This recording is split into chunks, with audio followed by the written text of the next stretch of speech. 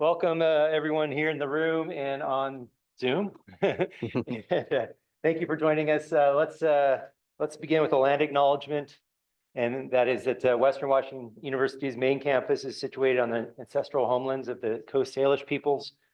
We thank them for centuries of enduring stewardship of our shared environment, from the North Cascades to our east, to and including the Salish Sea to our west. And a little housekeeping before we begin. Some of you have submitted questions with your registration. We appreciate those. For those joining us online, please use the Zoom Q&A feature.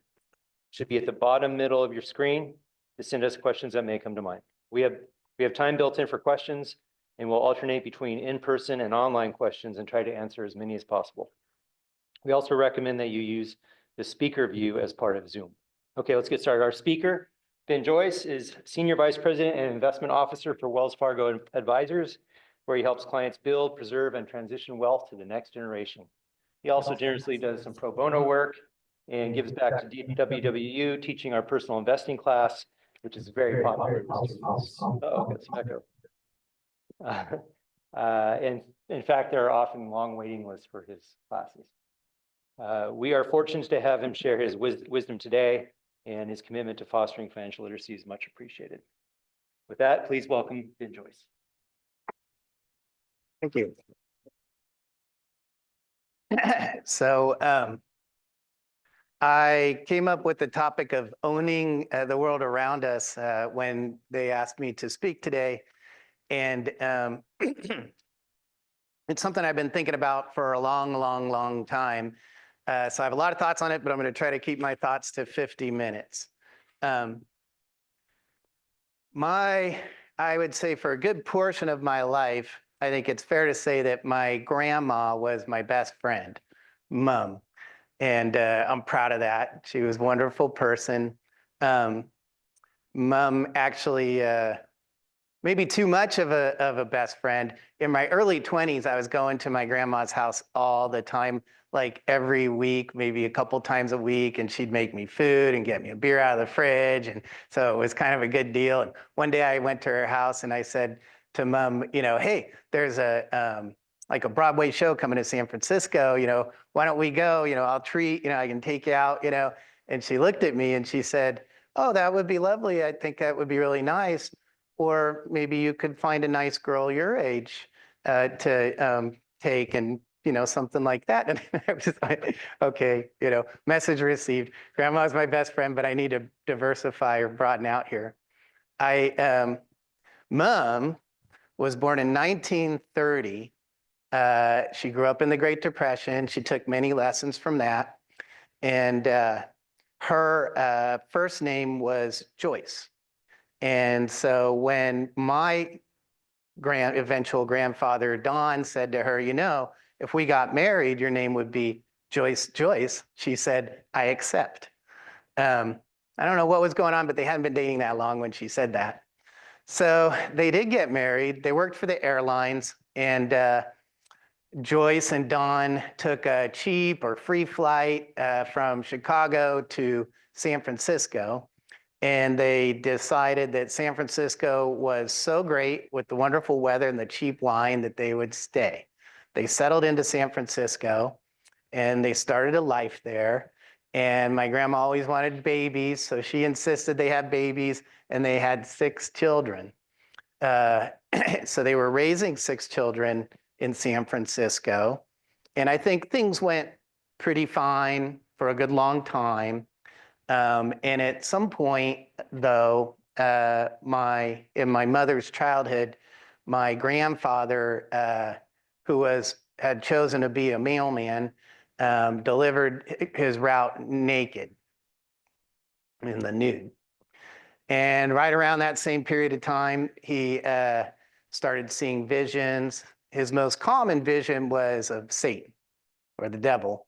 And I know that by experience. My grandfather, who I knew, Don, once sat me down when we were alone, when I was one of my earliest memories, 3 or 4 years old, and he said, hey, Ben, guess what?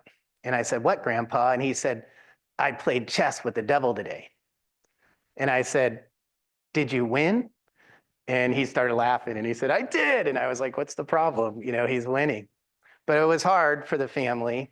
And this meant that he got sent to Napa, which before wine country, Napa was a mental institution. It's where we sent people with schizophrenia and stuff. It was a difficult place.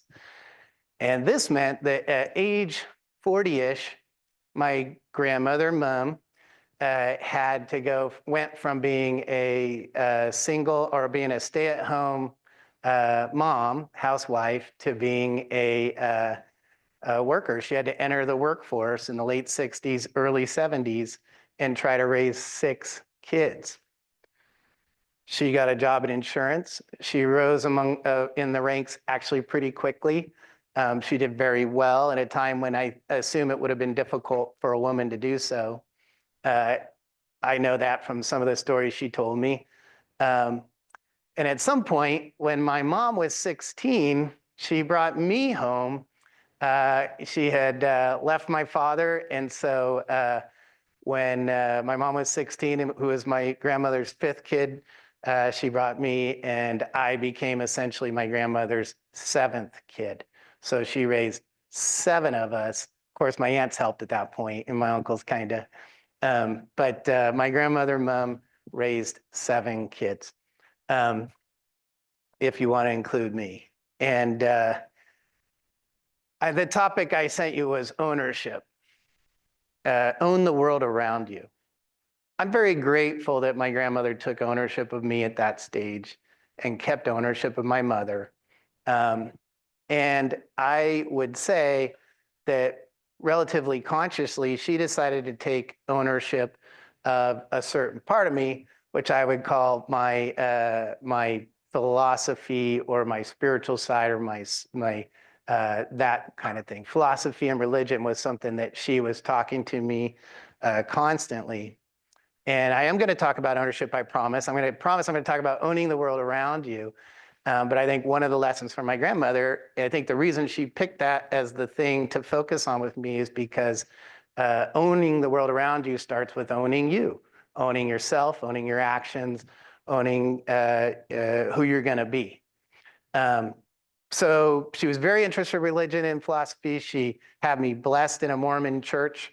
When I came to her asking about, telling her I wanted to read the Bible, she gave me the words of Jesus. So she said, the Bible's problematic. Read this. And it was just the words of Jesus, which is interesting if you get a chance. It's a different kind of, it reads different. I was reading it to my wife actually last year, and I said, did you know Jesus said, if you even think about adultery, you're cheating. Said that in the, and my wife looked at me and she goes, that sounds extreme. And so I was like, okay, I guess I know where we stand there. But what my grandma liked to talk to me the most about was Buddhism. And so I became probably more Buddhist than anything. And eventually I guarantee we're going to talk money. Eventually I came to read the work of a man named Thich Nhat Hanh, who was a Vietnamese monk. He just passed away a few years ago, lived into his 90s. And I was very fortunate to see him speak one day about 10, maybe 15 years ago in Oakland, California. He spoke at the Parkway Theater in Oakland. Tickets sold out, $50 a pop right away. It was a packed house. And when Thich Nhat Hanh spoke, at a certain point, he turned to a flower on stage. And he said, I have here on stage a flower. And he said, this is a lotus flower in my culture. It's very important. It's very symbolic. And he said, one thing we know about the flower is that it's made 100% of non-flower parts. And he said, we could talk about that, but he said, we could simplify it and say, to make a flower, in addition to a seed, you need mud and sun and rain. And we combine these things, we can make a flower. And he said, in my culture, the mud symbolizes suffering. And he said, and this makes sense. If you think about where did the mud come from, the mud came from many, many millions of years of death and decay. That's where we get the mud. All the creatures who have died over the years and decay, that is the mud. So the mud represents suffering. And he said, but in that suffering, in that mud, we can grow a beautiful flower. And he said, I'm here to tell you that happiness is the same. Happiness is made 100% of non-happiness parts. And he said, and that includes suffering. If we could send our children to a land with no suffering, they would not know happiness. They need that. To know happiness, they must know suffering. They need to know the mud. So that story really struck me, and I've thought about it a lot over the years. I've decided the mud is important, that suffering is important, but I think when you have mud, you have the opportunity for a lotus flower. When you have suffering, you have the opportunity for happiness. It doesn't mean you're going to get a flower. It doesn't mean you're going to get happiness. It takes more than that. It takes some effort, some luck, some magic. But certainly suffering and mud do represent an opportunity. So how does this relate to ownership? Well, or money. When I think about where does the suffering come from in finance, I think about my bills. I think about, I don't have rent anymore. I have a mortgage. I have property taxes. I have to pay the groceries. I have 3 kids. They're expensive. Cell phone bill. My suffering, my mud is in my bills. I got to cover those bills every month if I'm going to survive. And my first recommendation to you is to consider doing something at least once in your life. I've done it, I think now 2 or 3 times in my life, which is to go digging into the mud. What I want you to do is not track your expenses from this point going forward. I want you to go into the past. I want you to go into the past at least 3 months. And I'm going to do something. I was expecting more live in-person people, but can somebody bring up your phone? I know you all have phones. And I don't know if this could be done online, but it might work. So if you're on Zoom, you can do this too. But what I want you to do is access an app on your phone that shows your spending. So this is probably your credit card or your checking account or whatever. And I want you to see, this could take a minute, I want you to see if you can go back 3 months. So I want you to go to December 1st. And take a minute, dig into that Chase app or whatever. But I want you to go back 3 months and see if you can find me what you spent on December 1st. And I just want one transaction that you're willing to share in public with everybody knowing what you spent on December 1st of 2024. I want to know what was that expenditure. And this, again, is important that you're digging in the mud. You're digging in the past. Thank you. God bless you. It was, I got coffee from the woods. Coffee from the woods. We forgive you for going to the woods. It's just good. It's good. So coffee from the woods. The way this works, and I think you're going to sound, I don't know if I can be called old yet. I guess I'm old. I'm 51. I was born and raised in the 1900s. So I'm old enough to say, I think this exercise is best done with a pad and a pen or pencil. And I am very well aware of many more efficient ways to do this. But I think this exercise, a little bit like exercise, we have not yet figured out how to get the AI to jog for us. It'll get there, but we're not there yet. And I think that maybe it never will. I think we need to do our own jogging. And this is one that we actually want to set aside several hours with a cheap bottle of wine. And we're going to go to that first transaction. You said, which coffee? Can I ask how much it was? $7. And what you're going to do is you're going to create a category that has meaning to you, okay? And so it might be food, it might be eating out, it might be coffee. You just create a category and it should have meaning to you. So you're going to say, I'm just going to do coffee. I have very poor handwriting. that's on purpose. I learned this from doctors. It's called plausible deniability. That doesn't say coffee. You're going to go coffee and you're going to do $7. Can I get one more transaction from December 1st or December 2nd from anybody? Yeah, and we'll move on. $60. Thank you. So the next one is going to be, we could call it auto or transportation or whatever. I'm going to call it gas. $16. The first time I did this exercise was about 25 years ago, and it was maybe a year or two after my divorce. I've been married twice, so I've had one practice marriage, and my wife now appreciates that I had that practice. And so I've had one, and after my divorce, which of course wasn't easy for anybody, but I was talking to a financial planner friend of mine named Miranda, who's the best financial planner I've ever known. And she had a sense, and she told me to do this. And I didn't want to do it, and she said, go do this. So I went and did this exercise, and I went transaction by transaction. I went back 3 full months, and I just did transaction by transaction. It took hours, but not more than 1 bottle of wine. And as I went through category by category, there was a category in there that was dining. 2 categories that I'm thinking of. Can people see this? Okay, dining. And this was a lot. This was big money, this category, dining. It was a big number.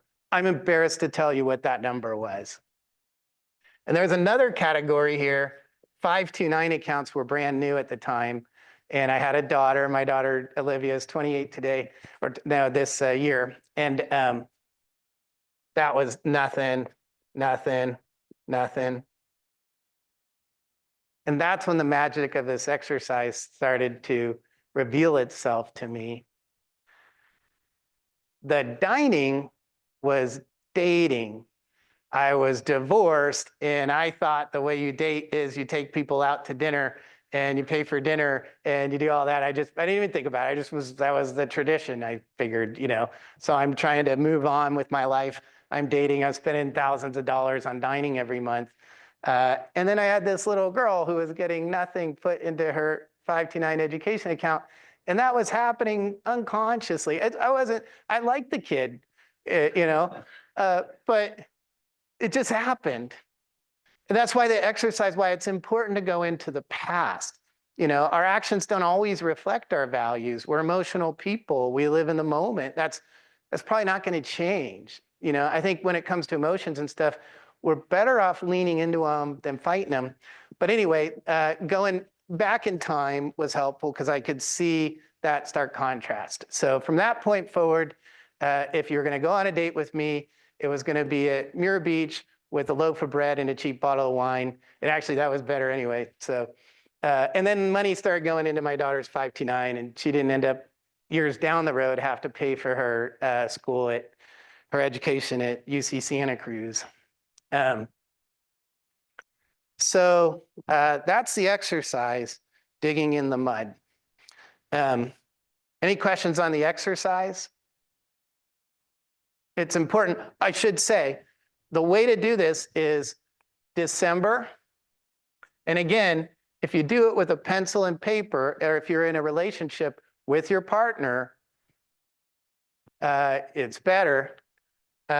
You want to do that together. And then you would do the same thing I know I'm like telling you to run a 5K here, but you're going to do the same thing for January and the same thing for February. When people are thinking about retiring, I encourage them to think about going farther, go back 6 months or a year, and some of them do.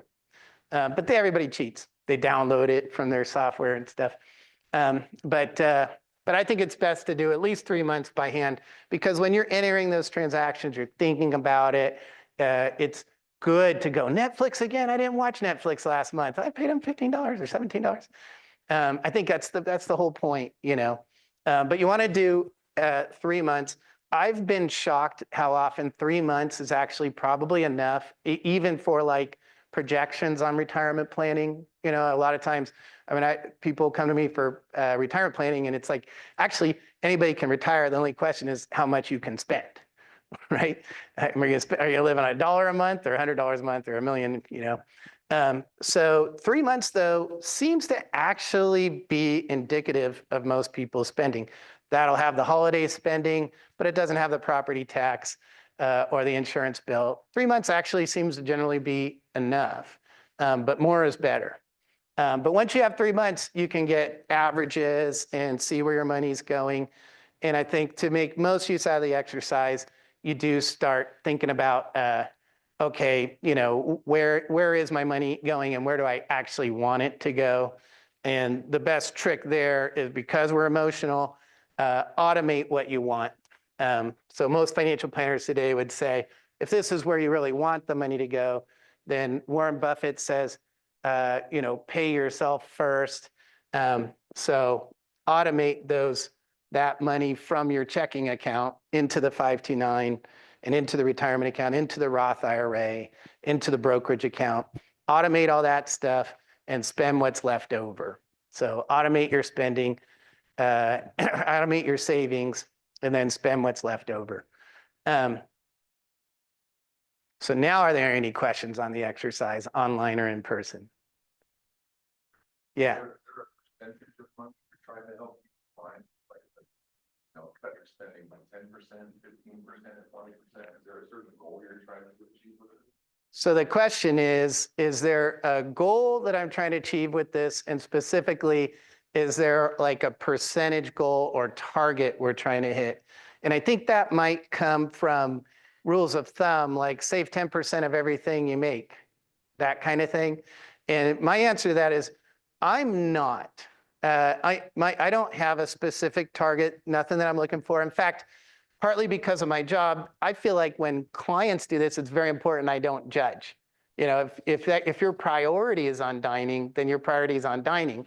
And I think when you're doing this for yourself, same thing. You know, you want your money to go where you want it to go. And if dining and eating out was a priority, I think that's perfectly acceptable. The point is that you get to choose where you want that money to go. You know, so if this living in the moment, there are rules of thumb, you know, save 10% or whatever, but those are really just to encourage some taking care of yourself. And, you know, of course, if we're not careful when it comes to money, we tend to be captive to the moment, and it's easy to forget that you should probably be sending some dollars to your future self, you know, because they'll be stoked, you know, when they get a little gift from their 20-year-old self that said, hey, I put $100 away for you 20 years ago, here it is, you know. So savings is really just paying yourself later for a time when you might not be able to earn. So no rule of thumb. I will say where a rule of thumb comes into play, I will often tack on 5 or 10%.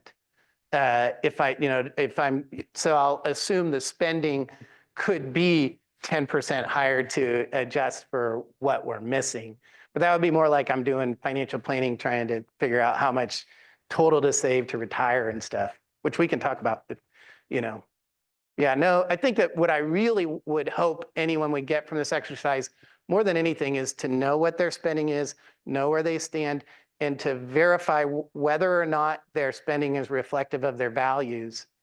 And if not, automate the change. Any other questions on this exercise? Okay. Own the world around you.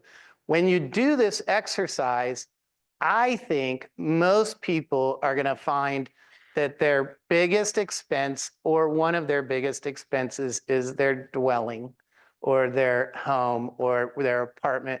It's going to be what you pay for a place to live. It's going to be your rent or your mortgage or your property taxes, that kind of thing, home maintenance. Most of us, most Americans, are spending 30 to 40% of their expenditures go to dwelling costs. And I've thought about this for a long time, and I'm pretty sure that most people should be prepared or make it a goal to own that dwelling as soon as they can. I think this does not apply to everybody. It's not the only way to go. It's very complicated to buy and own a home. It's very expensive. But I think if we drill into it long enough, if we think about it long enough, most of us should at least consider owning our home rather than renting. We should literally own the mud, own the dirt that we're going to live on. For people starting out, we have some young people here. I have generally advised that, consider owning the cheapest home you'd be comfortable living in forever if you had to. I think if you follow that sentence, it'll keep you out of a lot of trouble.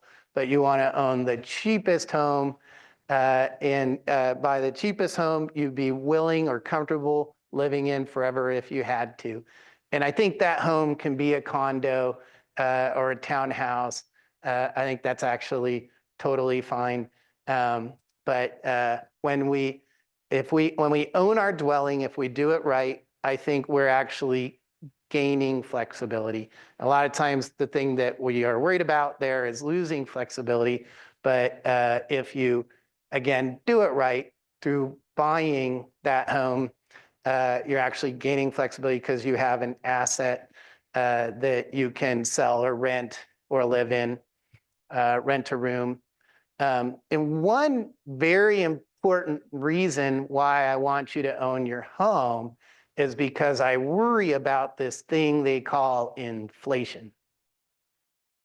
And I'm going to define inflation as stuff getting more expensive all the time. I think is that the technical in the economic? Stuff getting more expensive all the time, inflation.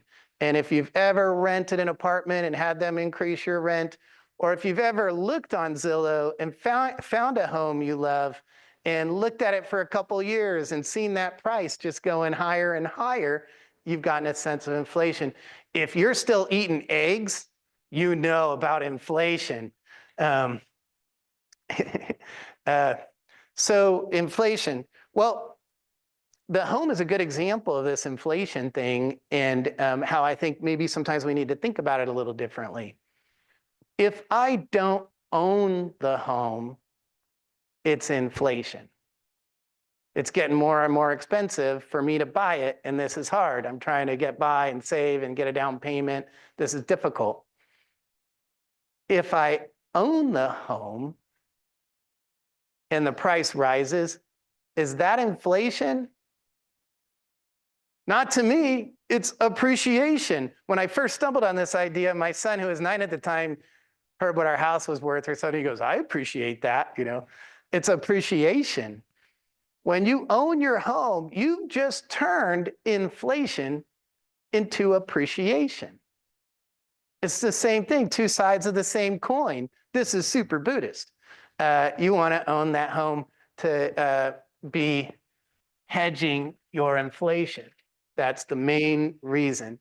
And I think not coincidentally, when we look over time, real estate has by and large kept up with inflation, general inflation rates, if we look over long enough periods of time.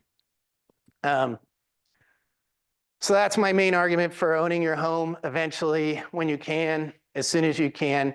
It's very complicated.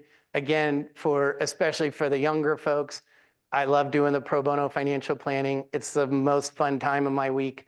So if you really want to look at buying a home and how to do it, just find me on LinkedIn, set up a meeting. We'll go through the whole process. We'll figure it all out. To keep you out of trouble because it's super complicated, maybe immorally so. So owning a home is inflation.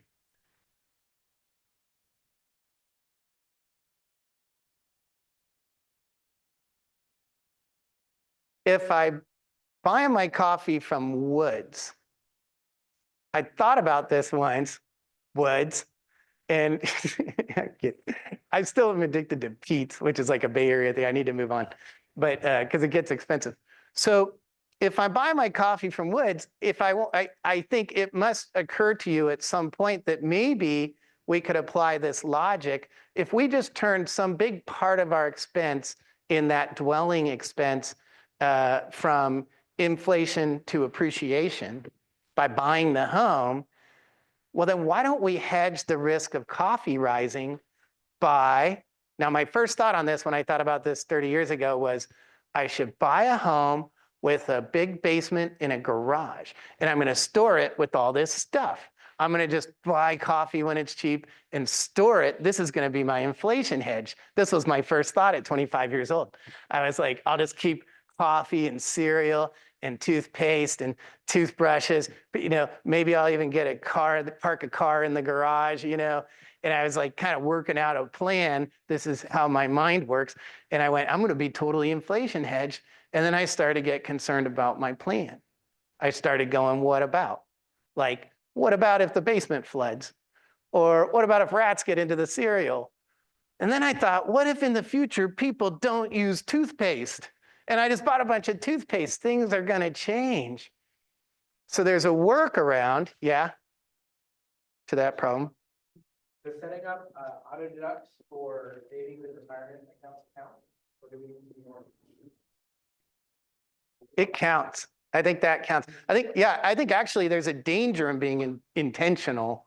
So you want to be intentional in your setting up of your automation so that you don't have to be intentional every minute of the day, because ultimately we're such emotionally driven beings. That's the reason you automate that savings, is so that you're not going to get yourself into trouble by having to be disciplined all the time. Does that answer that question? Oh, and I forgot to say, so the question was, what was the question again? Setting up auto deducts for savings. Yeah, does saving auto deduct for retirement savings accounts count, or do we need to be more intentional? And my answer is, it counts. It's a good idea. And as far as my understanding of the word intentional, you do it to be intentional, so you don't always have to be intentional, to the extent that intentional exists in my rational brain. What I need to be careful of is my not rational brain, he does stuff that the rational side does not intend to do all the time. So okay, so back to the problem of saving. Can anybody think of a solve how I may have stumbled onto a solution to this problem of I can't just store a bunch of goods in my house I'm going to buy to hedge against inflation. Is there any other way to do this? Do we have a guess online or in person? Some courageous. Come on, you don't even have to be brave to guess online. How could I fix that problem? You were in my class. Yeah. Investing. What about, and I'll just use a simple example because I know it better. What if I own Starbucks stock? Does that make sense? Sort of seems related, right? What if I owned the company that's selling me the inflation? Is there a logic there? I think kinda. I think what I'm concerned about is being able to afford coffee over time. I'm worried it's going to get more expensive. I feel like if I own the company that's selling me the coffee, I might just be turning that coffee inflation into appreciation. I know, mind blown. That was my thought. I started going, what if I owned Starbucks? What if I held my nose, closed my eyes, and owned Chevron? What if I held my eyes and closed my nose and owned Costco stock? Costco sells coffee. They sell groceries. They sell toothbrushes. When toothbrushes go out of style, they'll sell the next new thing. Costco owns 75% of those warehouses on land that they bought years ago on the outskirts of towns. And now the towns have grown out to the Costcos and that land's appreciated. What if I owned individual stocks? Shock. the stockbroker came up with that idea. That's what I started thinking is, what if I owned the individual stocks? And is there a logic here? There is a logic. And so, but I think what most people don't understand about stocks, and when I say most people, I mean most people, I'll include professionals here, is what do you own when you own a stock? What do you have? What is it? Do I own Starbucks? It seems like if I own it, I could go in and fire everybody when they make me wait in line too long. That doesn't seem like I totally own it. When you own common stock, you have a legal right to your portion of the profits, if there are any. This is important. When you own Starbucks stock, you have a legal binding right. This right is just as binding as the title to your house or the title to your car. You have a legal right to your portion of Starbucks profits if there are any. And the way this system works is Starbucks is going to supposedly not talk to Martha Stewart, and they're going to keep their earnings super secret day after day for 3 months. And at the end of the quarter, Starbucks is going to announce whether there was a profit or not and how much it was. So Starbucks starts out here. They wait for 3 months and then they'll announce their earnings. Whoops, we made more money this quarter than last. And then they're going to do it again. They're going to keep all their numbers super secret. And it's fair to be skeptical about this. Oh, people know it sneaks out. But I think actually it mostly does work. You remember GameStop? I know the younger people remember GameStop and GameStop stock and how it took off when on a Reddit thing that I'll never understand. All I know is my little brother put $4,000 into GameStop stock, sold half of it for $80,000 and quit his job for a year because he hated being a chef where he was. It was amazing. This all happened within a month or two. I got kind of excited because as a 51-year-old that still plays all the old video games, I need GameStop to survive. I don't know how to work my system. I have to go to GameStop at the mall and go like, how do I make my PS5 do stuff like turn on or whatever? And then they tell me. So I like GameStop.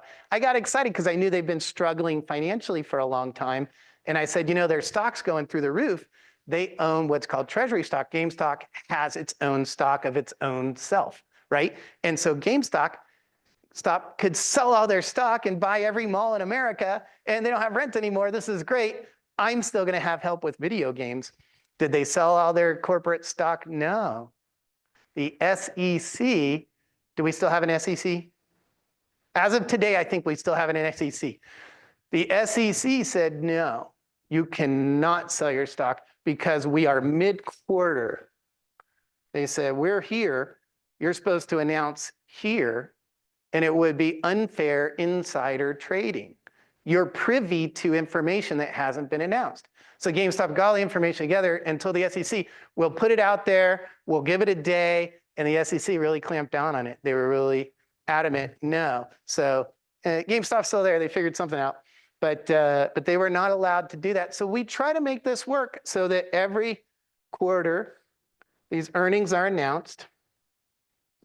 This is Starbucks from memory, their exact path of earnings.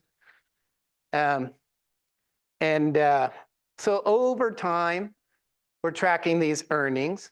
As a stockholder, you have a legal right to your portion of the earnings. So what happens is when they announce earnings, the board of directors, every publicly traded company has a board of directors, and they have quite a bit of power. And that board of directors decides what to do with your profits. As you're a shareholder, they speak for you. So every quarter, the board of directors decides we are either going to pay those profits out, and when we do that, we call it a dividend, or we're going to retain it. The trend over the last 20 or 30 years has been we're going to retain it because they're greedy corporate. No, it's actually going, I think they're following Warren Buffett's lead. For many years, Warren Buffett has said, I don't pay a dividend on Berkshire because I wouldn't want a dividend if I owned Berkshire. He said, I don't need the money, so I don't want you to pay it to me. I'll just have to pay taxes on it. It's more efficient if you leave the money at the Berkshire level where it's not taxed yet for a second or third time and let those earnings accumulate, keep it working for me in Berkshire. And many corporations have gone that route. There's other reasons why companies decide to distribute a dividend or not, but the trend has been less dividends. And maybe not coincidentally, we've seen share prices rise over that period of time, because what happens when we're retaining earnings, if we don't waste it all away, we're growing the net worth of the business. So what you'll find is over time, if you are able, and I've had a hard time finding this online, I have it on my professional machines. I think you could do it on Bloomberg, but over time, I need a new color. This is the earnings of Starbucks, but the price of Starbucks is doing this. And this is what you're going to see. You're going to see a volatile but positively correlated path between the stock price and the earnings. And I have example after example after example of this. Coca-Cola, Apple, Exxon, Chevron, NVIDIA, Tesla, whatever. As their earnings go, so does the stock price. Warren Buffett's mentor, Benjamin Graham, has a quote. He said, over the short term, the stock market is a voting machine. And over the long term, it's a weighing machine. When I heard that quote, I thought about this. If we look at stocks, if you just follow stocks loosely, it should appear very random and intimidating. It should. When we look at a history, the 200-year history of stocks, we have decent data on 200 years. Half the days have been up and half the days have been down. It's a coin flip for the stock market as a whole. It's a coin flip. But that stock market, even with the 50-50 coin flip, has grown because the down days can only be so far down and the up days are sort of unlimited. So we've seen the stock market grow. And if you track the earnings of individual stocks, you'll see that the stock prices over time trend toward those earnings go. So when you own stocks, you own your portion of those earnings, and that is almost guaranteed to be linked to that stock price over a long enough period of time. It's not totally random. Now, I still don't know how I feel about capitalism and stuff, but when I think about my own money and I think about this, I actually take some piece from it that, gosh, if I own one share of Starbucks, there's a whole bunch of people working at Starbucks, good people, bad people, hard workers, lazy workers, that for them to survive, for them to have a job to show up to tomorrow, they're gonna have to figure out how to turn a profit. Okay? And if I own one share, they have to work just as hard for me as if I own 1 million shares. The incentive seems sort of not bad. Some of us get kind of hung up on the profit thing, and I think this is worth addressing, especially at a university campus. When I went to school, one of my favorite teachers, Mr. Washington, explained to me that, I was going to say George Clinton, Bill Clinton, not quite as cool as George Clinton, he said, you know, the way they tell us is Bill Clinton is left and, colors. Bill Clinton is left, and I won't go past my 50 minutes.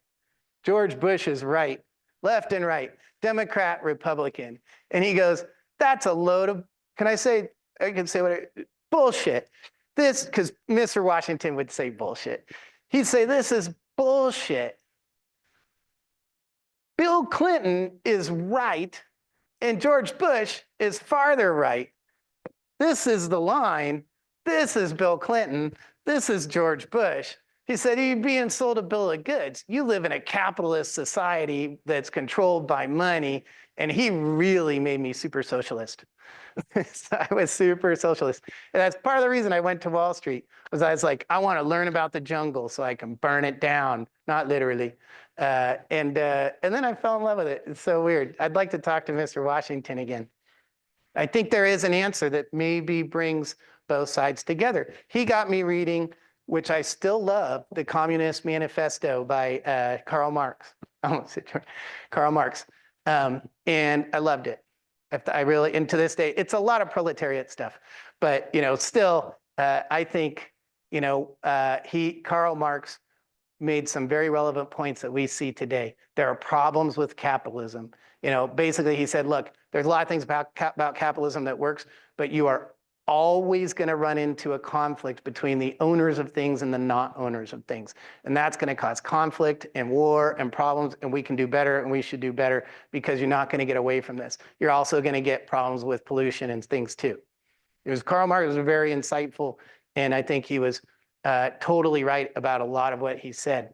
But later on, I read a guy named Adam Smith, The Wealth of Nations, which is a beautiful book.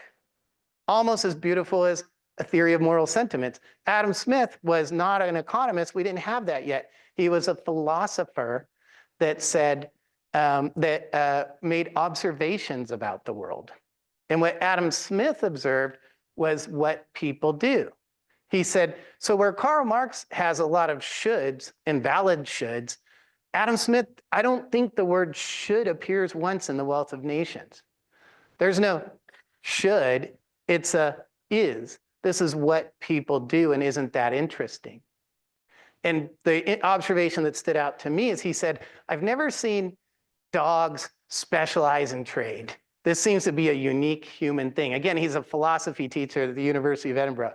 He says, I've never seen dogs specialize in trade, but I see people do this all the time. We specialize in trade. And it seems like when they do that, the pie gets bigger, things get better. And he was dead right. And we ignore this. I'm wearing an outfit I couldn't make myself.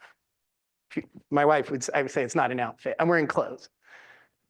I use a phone that I couldn't make myself. I drove here in a pickup truck I can't make myself.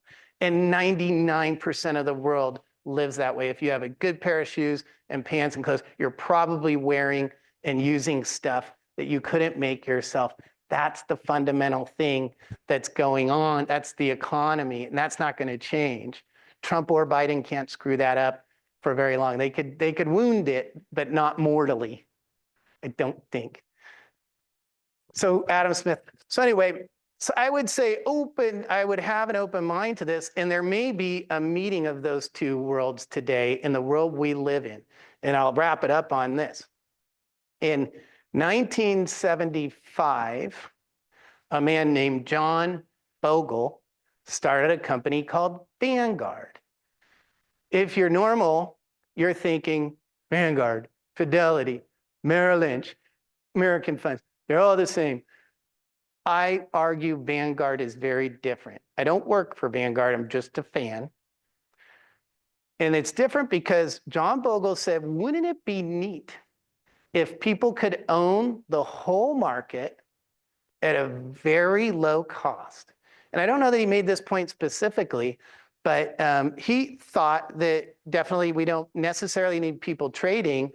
The point I don't know that he made specifically is there's a lot of work going on in the market. There is a question of, do you really need a portfolio manager trading stocks for you and figuring out, oh, let's sell Chevron and buy Exxon and stuff? That's kind of hubristic. All these people at Chevron are wrong and all these people at Exxon are right. I'm going to sell and I'm going to buy. It's maybe insanity.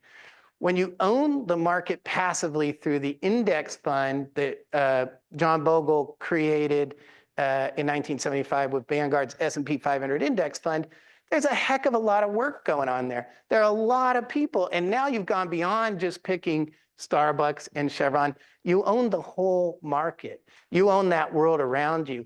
You own everywhere you shop today, just about, and everywhere you're gonna shop. And I think that ownership is good.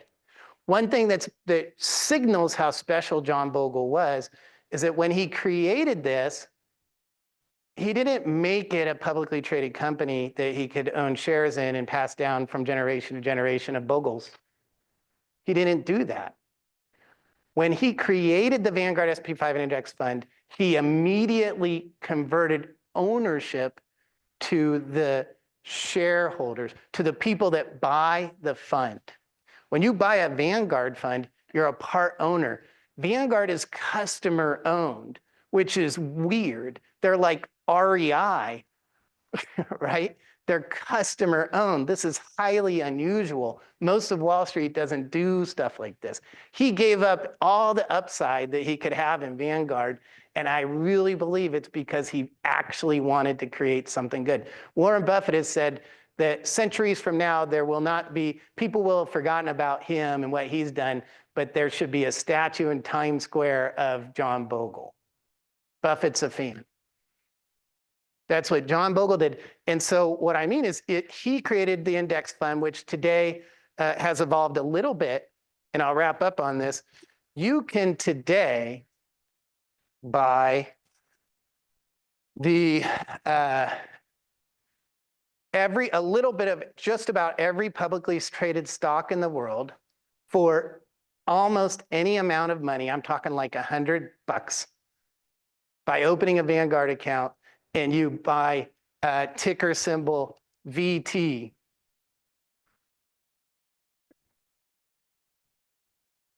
I know Merriman likes the DFA thing, but he won't argue too much with this. VT, ticker symbol VT, is your legal right to your portion of the profits of all the surviving companies in the world.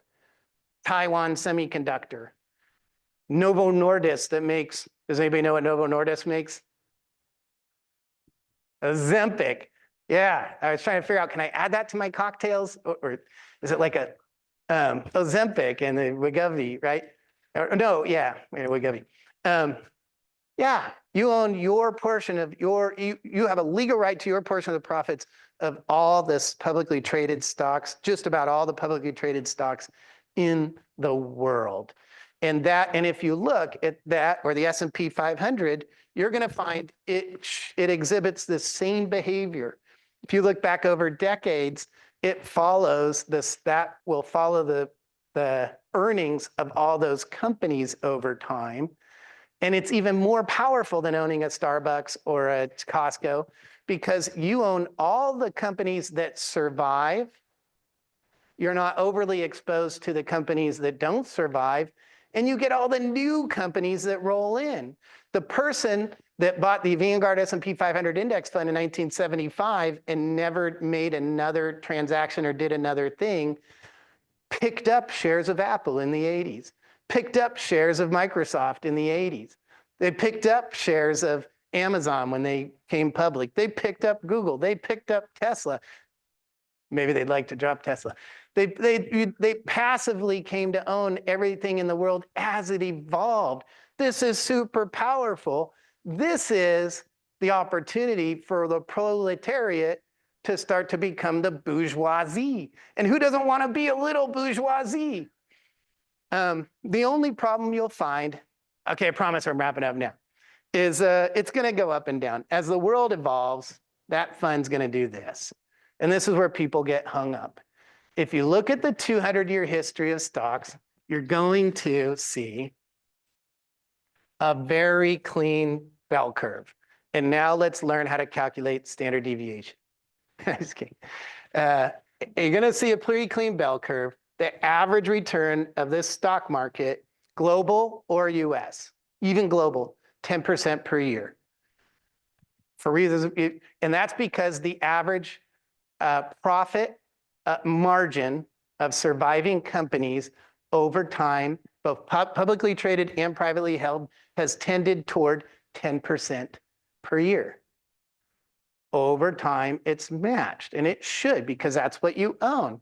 What gets us hung up is, so the average has been 10%. We like that positive return, average annual return, 10%. We like these big up years like we've had recently. What hangs us up is 30% of the time over the 200-year history of stocks, 3 out of every 10 years have been down. And the stock market's been down as much as 50% in a single year. In the 1930s, it was down as much as 90% from the worst day to buy to the worst day to sell, 90%. That's what gets us hung up. Because of this, we need to own something stable to pair with it. And today at Vanguard, you can own BND, which is all the US bonds. If you're worried about the US government paying up on their bonds, you can also own BNDX, which is all the international bonds. So these give you all the bonds in the world. This gives you all the stocks in the world.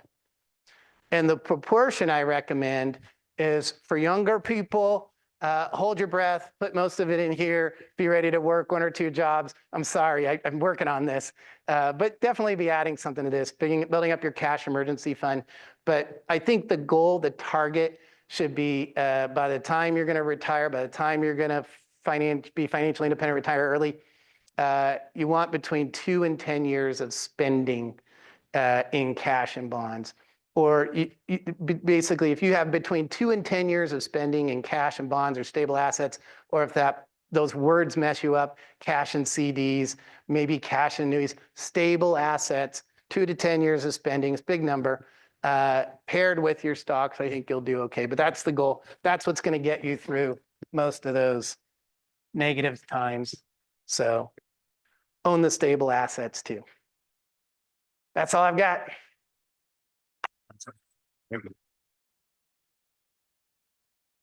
Questions? I covered everything. There's no questions. Oh, yeah. So with your financial planning, do you advise people to like invest in index funds? Do you do any of the wealth? That is an index fund. It's an ETF. It's a version of an index fund. Yeah. Yeah, I believe in index funds because I think, again, so there's an index fund and an actively managed fund. My criticism on actively managed funds is that insanity to buy and sell a whole company, sort of, to say everybody at Starbucks has it figured out and everybody at Costco, this buying and selling, sort of insane. That said, I would rather a person owned a very expensive, tax inefficient, actively managed mutual fund than not own the market at all. If you were my financial advisor and said, man, really I think, we're going to use American funds, because they're very efficient and they watch in the markets and stuff. I'd be like, okay, probably because I like you and I know you're going to pay attention and it'll make you happy. And so I wouldn't really worry about it because it just might work. It's fine. I fear that when we throw up too many of these hurdles with active management, we scare people away from owning altogether. And I think if you own a broad basket of the market, you're going to do pretty good. If you want to be super efficient, organic, healthy, the best of the best, I think index funds, but there's some debate about it still. Yeah. And ETFs are a version of exchange funds. Yeah. What if I'm 70 years old and don't own a home? Should I buy one now? What if I'm 70 years old and I don't own a home? Should I buy one now? Maybe not. Yeah, that's a very good question because, kind of like the stock market, the real estate market can take a long time for you to see that has been, a hedge. Now, at 70, one of the things I tell a lot of my clients is, well, if you die young, you make my job easy. So I am mostly worried about you living into your 90s. So that's why I say maybe, So if I would still say it's worth looking at owning the cheapest place, even at 70, owning the cheapest place you'd be willing and comfortable to live in forever if you had to.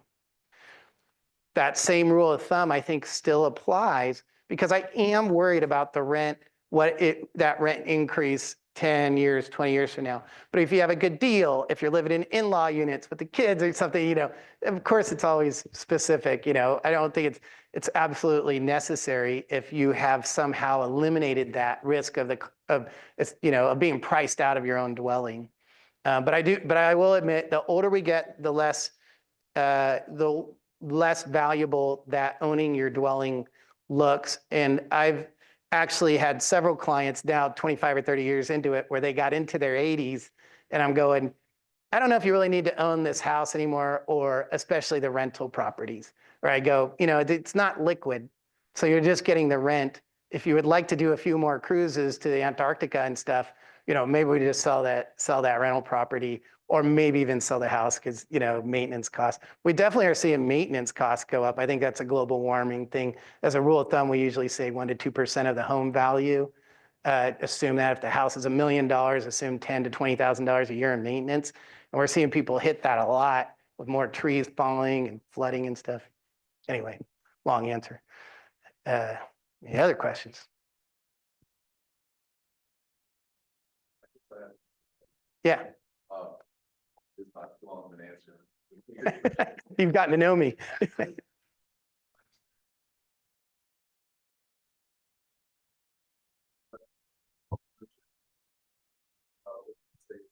that, owning the home sounds like a wonderful idea, and I'm all for home ownership, but as an investment or as a moneymaker, when you tell somebody that a 30-year mortgage will take a $500,000 house and you will actually pay $1.2 million to the bank over that 30 years.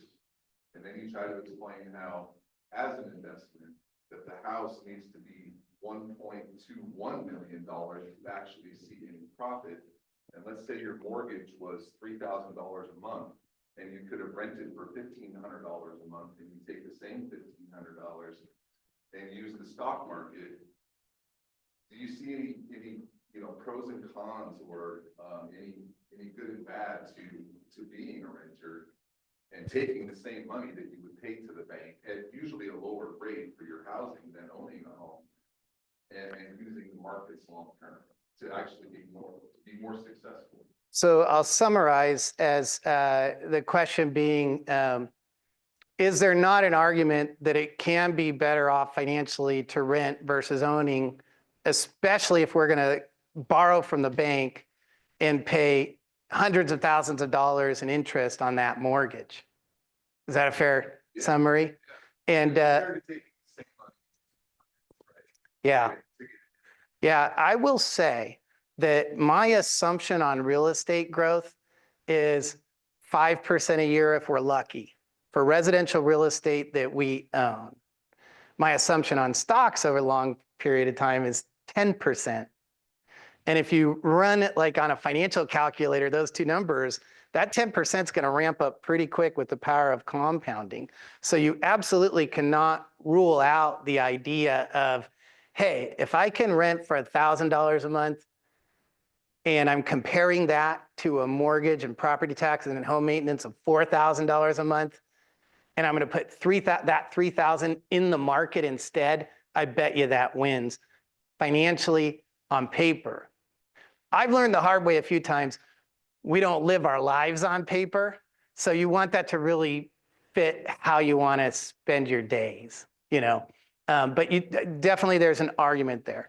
Home ownership is not for everybody. It's not always, it's not 100% necessary to make a plan work. I've seen plenty of people live their lives and retire comfortably without ever owning real estate. It's not, but I would say, talking to a big audience, for most people, it's probably the assumption to start with until you rule it out. As far as the mortgage expense, you made the point that I'm taking a $500,000 mortgage out, and I'm going to end up paying $1.1 million in interest interest in the principal over 30 years, and that's probably true. Warren Buffett said the 30-year mortgage is the best deal in the world because you can change your mind tomorrow. Maybe that's easy for him to say, but I think partly what he's saying is you can refinance, you can make extra payments. And even though and I've done this in my class, I've built a spreadsheet where we go, okay, here's that cost of the mortgage, and what does it take for the appreciation to make it worth it, where we get the advantage of leverage. And you don't need a whole lot of growth because of leverage, because what you're getting when you buy a mortgage, this sounds self-serving for a guy that works at Wells Fargo, but you are getting leverage. So, the ability to put my first house, I paid $10,000 for a $300,000 house. I hope Robinhood won't let you do that. I'm looking at the younger, right? To put $10,000 down on a $300,000 stock portfolio would be like crazy. But so I did $10,000 on a $300,000 house. So now all of a sudden, if that $300,000 house is up 10%, it just grew $30,000. I tripled my original investment, right? It's not a free lunch. As we saw in 08, 09, oh, well, if that house is down 10%, I just wiped out my 10,000 and I owe 20. That might be okay if I get to live in it, which I can't do with a stock portfolio. So I guess is that fair? Yeah. Yeah, question from online. Or is it better to invest until you can buy a home outright, or at least mostly to save on the interest? But invest until you can buy a home outright, or at least mostly until you save on the interest. Yeah, that's a hot topic right now because interest rates on mortgages are so high. The last time, these are the highest mortgage rates we've seen since the 90s. The last time interest rates got really high was in the early 80s. I know people that took out mortgages on their first home purchase in 1982 at 15% per year. Well, it turns out that those high mortgage prices depressed the value of homes. So they borrowed at high rates, but paid a lower cost for that home relative to, you can measure by what it could rent out for. So high interest rates actually created a good buy for the house price. And of course, those people were able to refinance and pay off the mortgages. I forgot to repeat the question, didn't I? So the question was, does it make sense to save and buy with cash versus borrowing? And so I will say it depends. I wouldn't rule borrowing out. The one thing I have observed, I wouldn't rule out paying with cash, Dave Ramsey method, no debt. Dave Ramsey knows a ton about that because he's been bankrupt twice. But I would say that, well, what was I going to say? So the high interest rates, you want to save, pay cash. I lost my train of thought. I don't remember what I was going to say. Yeah. So tell me the question again. And Invest until you can buy a home outright, or yeah. Yeah, I think it depends. I think it just depends, Any other questions? I think the main challenge with there is you got to live somewhere. I think that's the biggest challenge.